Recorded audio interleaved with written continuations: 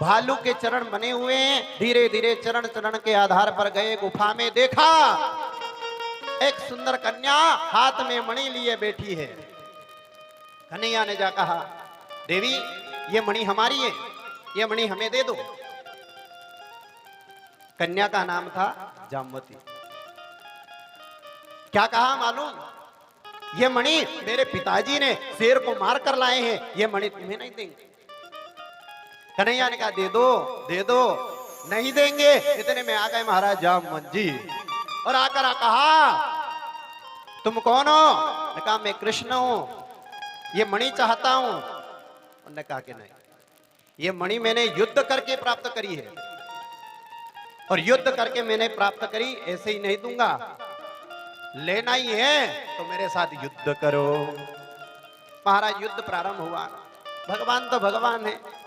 उन्होंने कहा, तुम्हारी ये इच्छा भी पूरी करेंगे। तुरंत कहा, युद्ध करने के लिए तैयार हो जाओ। और महाराज युद्ध प्रारंभ हुआ।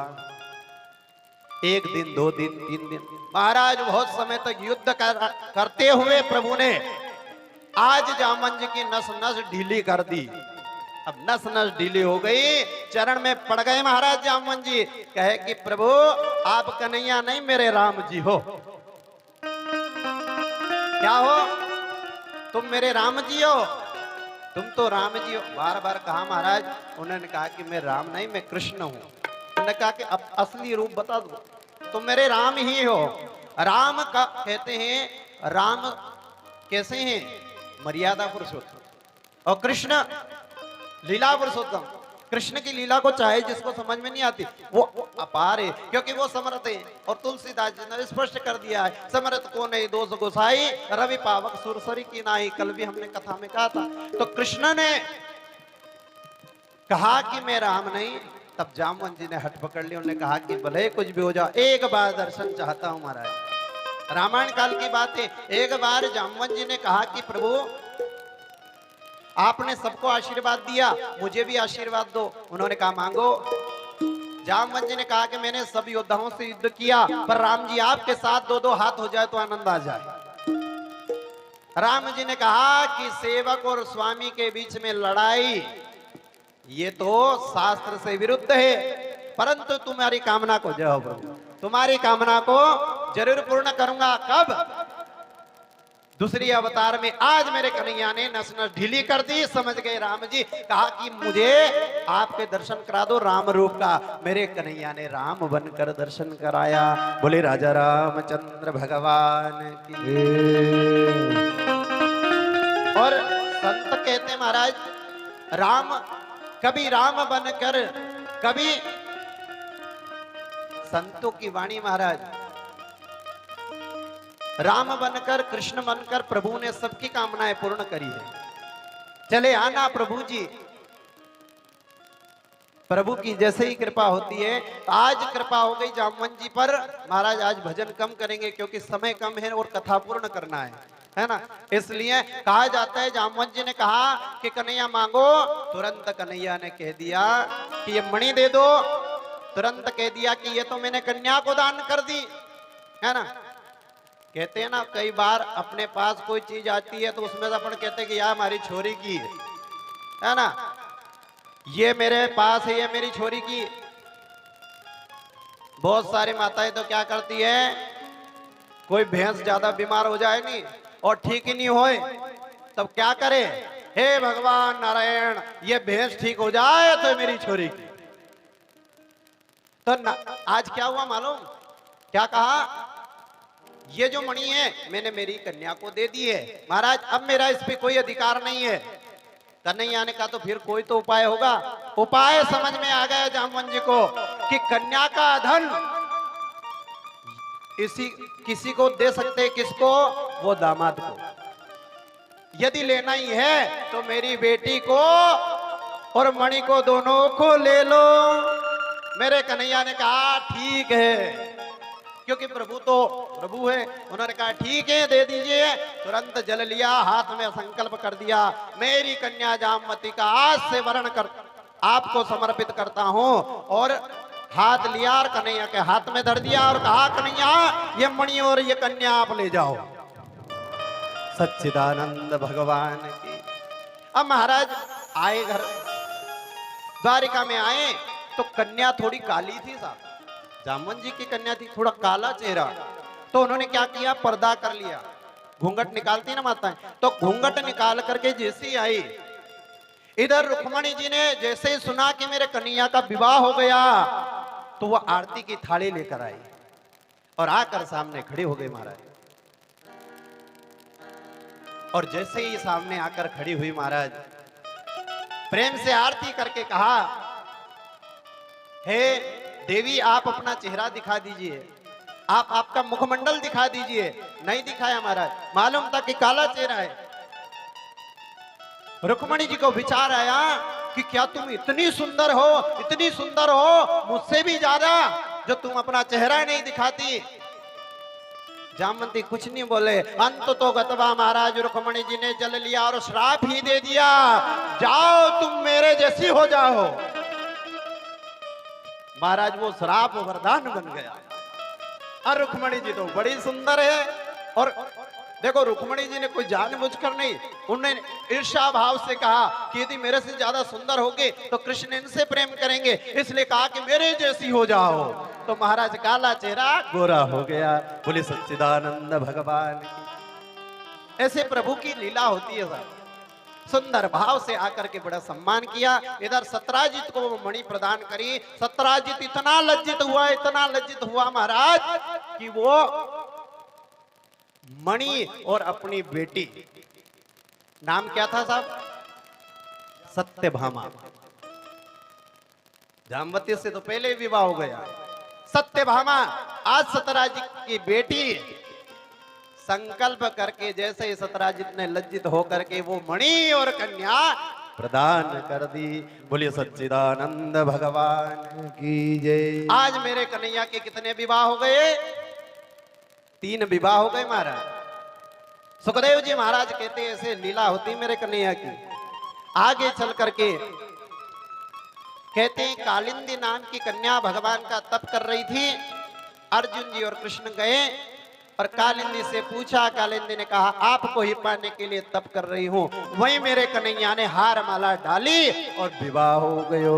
बोलिए सच्चिदानंद भगवान की जय। आगे चल करके कि मित्रविंदा से विवाह हुआ और लक्ष्मणा से विवाह हुआ।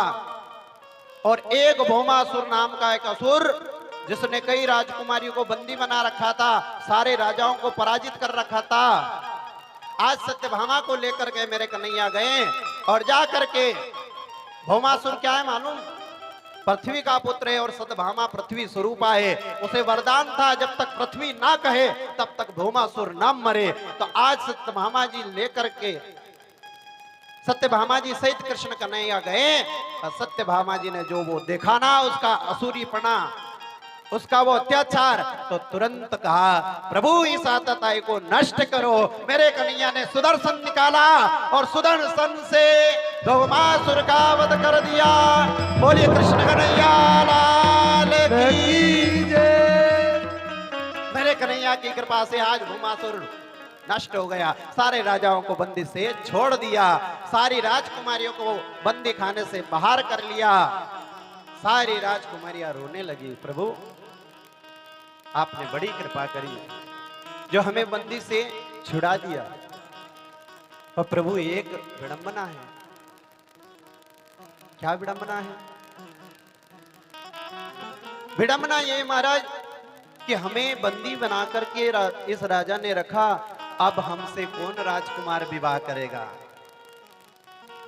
यदि किसी को बंदी बनाकर रखे तो उसके साथ विवाह न करे। मेरे कन्हैया ने कहा देवियों यदि आप प्रसन्न हो, आपकी भावना मुझसे जुड़ी हो, तो निश्चित रूप में प्रेम पूर्वक आप यदि चाहें तो हम आपसे विवाह कर सकते हैं। बोले सच्चिदानंद भगवान की जय। कन्हैया ने इस प्रकार से कहा, सारी राजकुमारियां प्रसन्न हो गई। वरण में प्रभु मिल जाए पति के रूप में तो फिर उससे बढ़कर कौन सा वर चाहिए महाराज? जो प्रभु पति बन जाए तो फिर उससे बढ़कर क्या चाहिए? सारी राजकुमारियों ने हाथ जोड़े और प्रभु से कहा प्रभु आपकी कृपा को आप ही जान सकते हैं। हे नारायण, यदि आप चाहते हैं तो हम आपसे विवाह कर सकती हैं। एक ही नक्षत्र, एक ही मुहूर्त में, एक ही लग्न वेदी में बैठकर मेरे कन्हैया ने 16,100 विवाह किए। बोलिए सच्चिदानंद भगवान जय। धीरे धीरे करके मेरे कन्हैया के आज कितने विवाह हो गए? 16,108। अब इतना बड़ा परिवार महाराज, बड़ा परिवार है परंतु प्रेम है साहब। हम देखते हैं ना कोई कोई बड़ा परिवार साहब, अभी थोड़े दिन पहले एक मोबाइल पर आया था, एक इतना बड़ा परिवार महाराज, उस परिवार में कई सारे बच्चे, बहुत सारी बहनें, बहुत बड़ा परिवार, परंतु सब प्रेम से रहते हैं। हमें शिक्षा देते हैं प्रभु। प्रभु की कृपा जब होती है ना, क्या कहते हैं, बड़ा परिवार हो पर संचालक सही हो, जैसे मेरे भोले बाबा। भोले बाबा का स्वरूप कैसा मालूम? वाहन क्या है? बेल, नंदी, और माता जी का वाहन शेर महाराज। अब शेर और बेल में बनी नहीं, पर प्रभु की कृपा से बन जाती है, दोनों साथ रहते हैं। एक और महाराज, गणेश जी का वाहन चूहा, और श्री कार्तिक स्वामी जी के वाहन है श्री मयूर, और भोले बाबा के गले में है सांप। सांप और चूहे का बैर है, पर प्रभु कृपा से प्रेम है। मोर और सांप का बैर है, प्रभु कृपा से प्रेम है। कहने का भाव, प्रेमियों सज्जनों, आप बड़े अच्छे लोग हैं। कुछ शब्द आपको प्रेम पूर्वक प्रदान करना चाहता हूं, आप आशीष प्रदान करें। कहने का हमारा इतना ही अभिप्राय है महाराज, ये ऐसी कथाएं होना, भगवान की कथा हो, सत्संग हो, हवन हो, पूजन हो, भगवान के दिव्य कर्म हो, उसमें एक ही चीज विशेष मिलती है, वो है प्रेम। और वो प्रेम प्राप्त जब होता है ना, जैसे आज आप सबका प्रेम हमें प्राप्त हो रहा है और हम सबको उस कन्हैया का प्रेम प्राप्त हो रहा है, ये सब उसी की कृपा का खेल है और आप सबका स्नेह है महाराज। तो इसी प्रकार मेरे कन्हैया ने, आज बड़ा परिवार है पर प्रेम है महाराज, और जहां प्रेम वहां प्रभु कहते हैं मैं वहीं रहता हूं। सच्चिदानंद भगवान की। और प्रभु की कृपा कब होती मालूम? प्रेम कब प्राप्त होता है? जब हम प्रभु के बने तो। प्रभु की कृपा कब प्राप्त होती है? जब भगवान अपने बने तो। और अपन कब बने? अपनी बुद्धि को प्रभु में लगाएं तो। संतों ने कहा है प्रभु कृपा कब करेंगे? तुम मीरा बनो तो, तुम सबरी बनो तो, प्रभु आवेंगे राम श्याम बन के। तुम मीरा बनो